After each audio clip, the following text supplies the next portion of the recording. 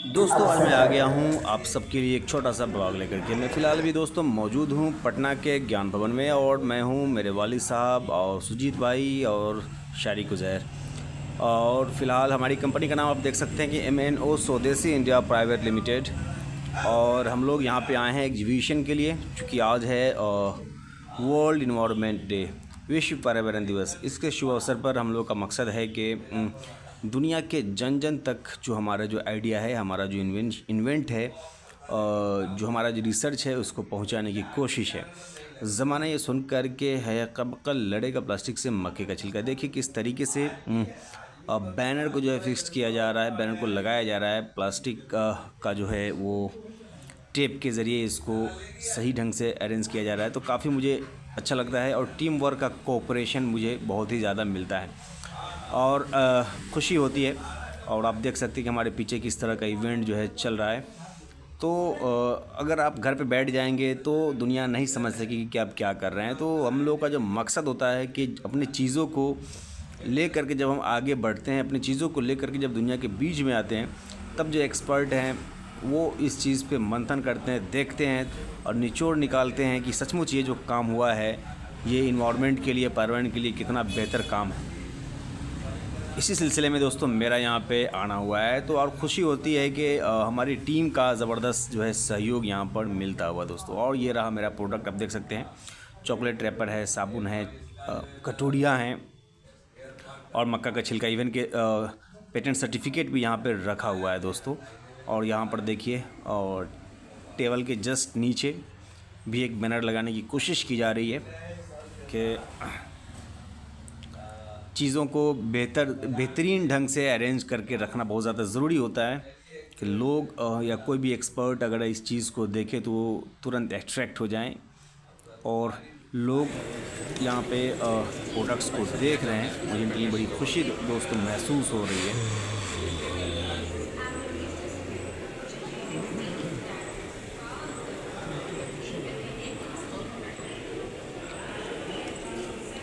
ज्ञान भवन पटना, और यहाँ पे एग्जीबिशन के लिए आ गया हूँ। और आज जो है इन्वायरमेंट डे है, वर्ल्ड इन्वायरमेंट डे, विश्व पर्यावरण दिवस। तो उसी के शुभ अवसर पर हम लोग का आज आना हुआ है।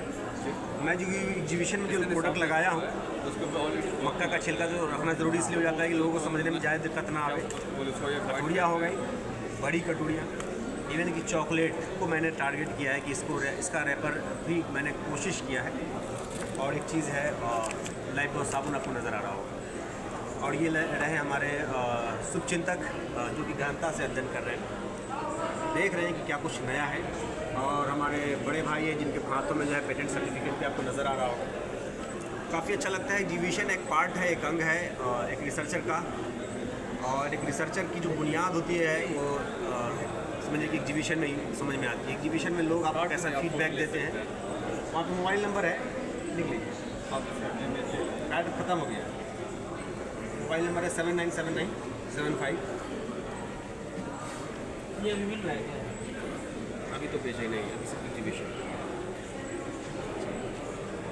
चलिए बस दोस्तों, अब हम लोग सामान को पैक करने की कोशिश में लगे हुए हैं, क्योंकि एग्जीबिशन का जो है काम ख़त्म हो चुका है। तो अब हम धीरे धीरे करके एक एक बैनर को फोल्ड करेंगे और उसके बाद धीरे धीरे अपने घर की तरफ हम लोग बढ़ने वाले हैं। तो आप देख सकते हैं किस तरीके से बैनर को जो है हटाया जा रहा है। और दोस्तों अगर अभी भी आप चैनल पर नए होइएगा, चैनल को सब्सक्राइब कर लीजिएगा।